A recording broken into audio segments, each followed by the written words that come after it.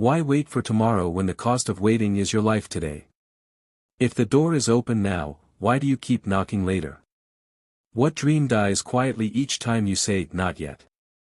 Time does not pause for fear. Why should you? If you do not choose now, are you not choosing to lose? Stop procrastinating. Do it now. Long ago, in a land shaped by rivers and red dust, there lived a young man named Joe. He was known in his village not for failure, but for promise. Everyone could see it. His eyes carried ideas. His hands were skilled. His mind was sharp. Yet Joe had one habit that followed him like a shadow. He always said, tomorrow. Tomorrow I will start the farm. Tomorrow I will learn the trade. Tomorrow I will speak to the elder. Tomorrow I will become who I am meant to be. And tomorrow always came with another excuse. In that same village lived an old woman named Serah, the keeper of stories. She was small, quiet, and walked with a stick carved with symbols of time.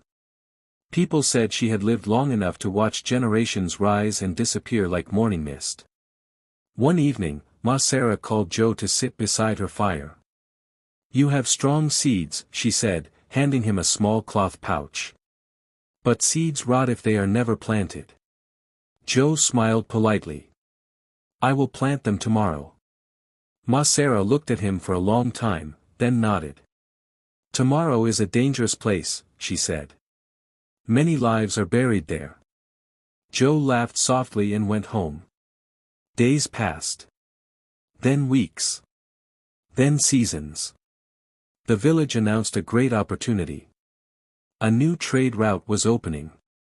Anyone who prepared could travel, learn, and return wealthy in skill and knowledge.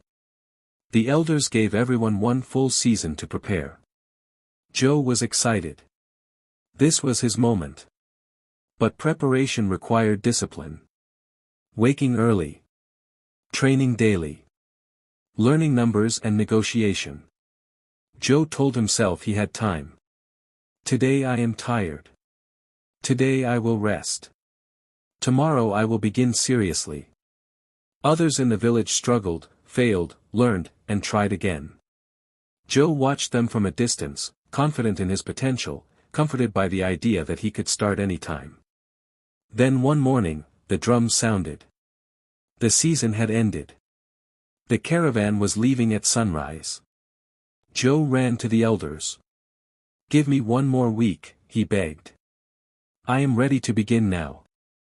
The head elder shook his head. The road does not wait for those who delay. Preparation time is over. As the caravan disappeared into the dust, Joe felt something new. It was not sadness. It was regret. Heavy and sharp. He went to Serah's hut in anger.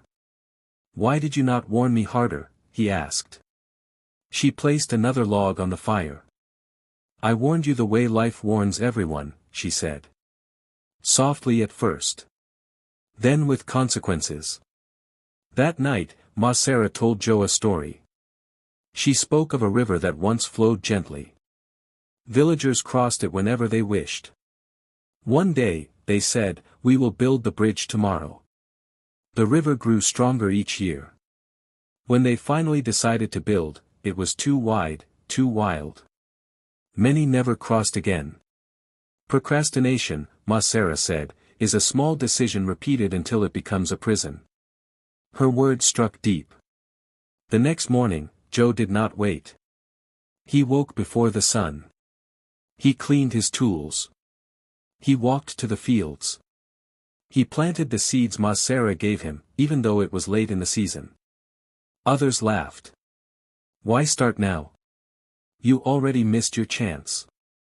But Joe worked anyway. The soil was hard. The sun was unforgiving. Progress was slow. Many seeds did not grow. But some did.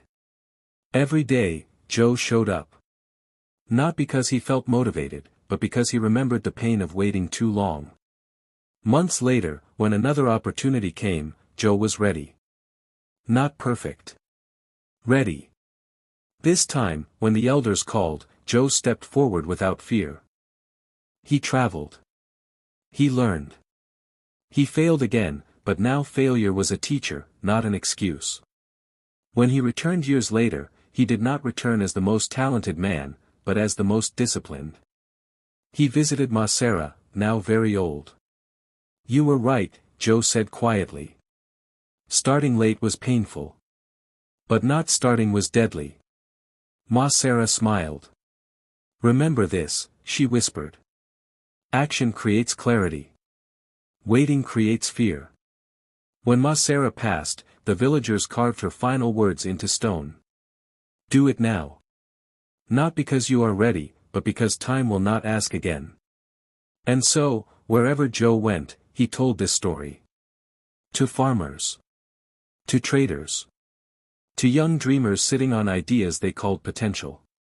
He would say, the difference between the life you want and the life you live is often one word. Later. If this story has reached you, it is not by accident.